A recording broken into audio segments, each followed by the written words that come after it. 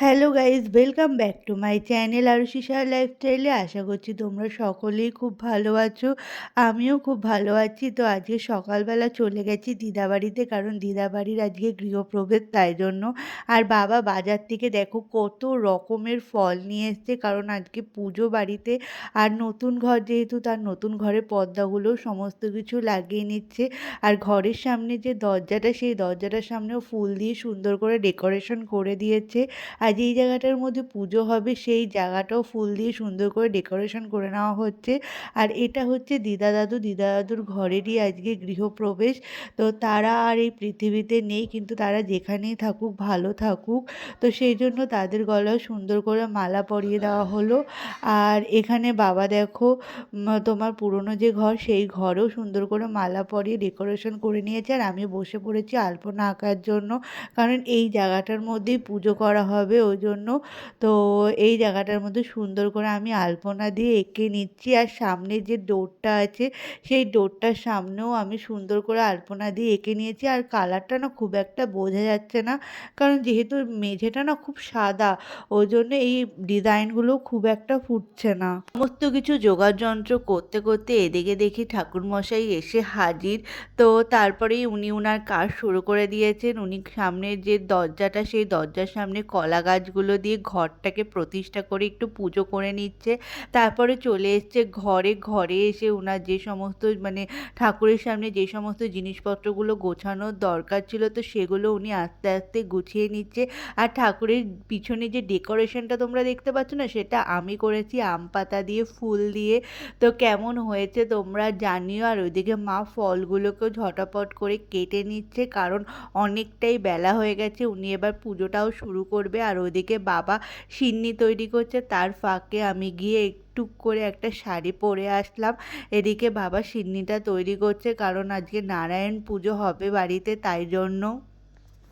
পুজো বলে কথা, আর পুজোতে শাড়ি পরবো না সেটা হয়? তো আমি একটু শাড়ি টাড়ি পরে পুজোতে একদম বসে পড়েছি। আর ঠাকুরমশাই একটু আগেই এসছে, তোমাদেরকে বলেছি।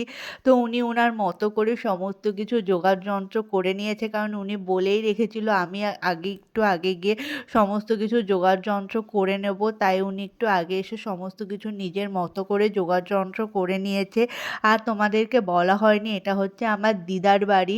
তো দিদার বাড়িরই আজকে গৃহপ্রবেশ হচ্ছে মাঘী পূর্ণিমাতে।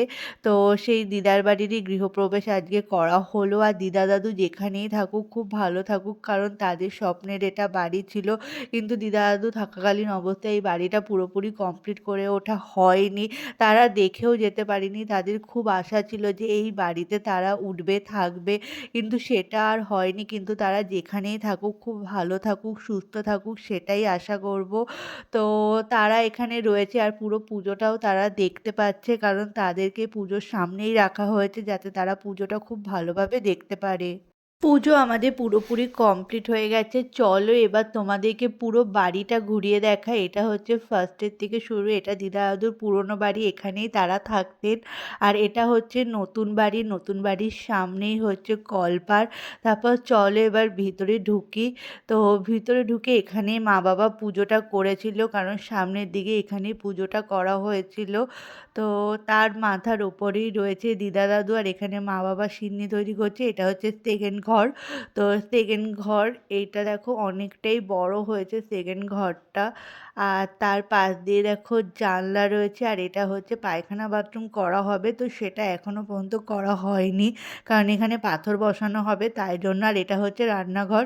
রান্নাঘরটাও কমপ্লিট করা হয়নি, কারণ রান্নাঘরটার মধ্যেও পাথর বসানো হবে, তাই জন্য। আর এটা হচ্ছে ফার্স্টের ঘর। আর ফার্স্টের ঘরের মাথার ওপরেই দেখো, যেখানে পুজো করা হয়েছিল সেখানেই দিদা দাদুকে রাখা হয়েছে, যাতে তারা সমস্ত কিছু দেখতে পারে।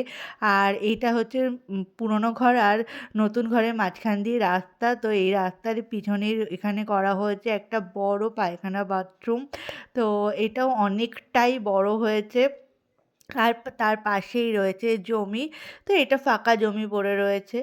আর এইটা হচ্ছে দিদা দাদুর পুরনো ঘর। আর এখানে অনেক গাছগাছালি আছে। তারপরেই মা ডাকছিল প্রসাদ খাওয়ার জন্য।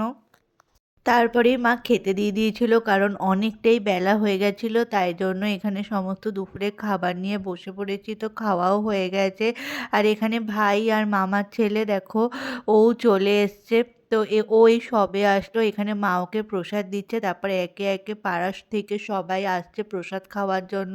এখানে মা সবাইকে প্রসাদ বেড়ে, বেড়ে দিচ্ছে। আর এটা দেখো কাঁঠাল গাছ। এটা দাদু বুনেছিল।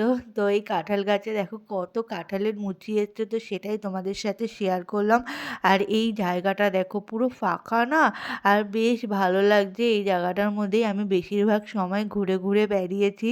তো ফাঁকা জায়গা, আর এখানে আমাদের পাড়ার থেকেও সবাই চলে এসছে দিদাবাড়িতে দেখার জন্য। তো রাখেরিরা সবাই চলে এসছে দিদাবাড়িতে। তো এখানে মা সবাইকে প্রসাদ বেড়ে, বেড়ে দিচ্ছে। এখানে বাবা আর জেঠু বাইরে দাঁড়িয়ে, দাঁড়িয়ে গল্প করছে আর সবাই প্রসাদ নিতে আসছে।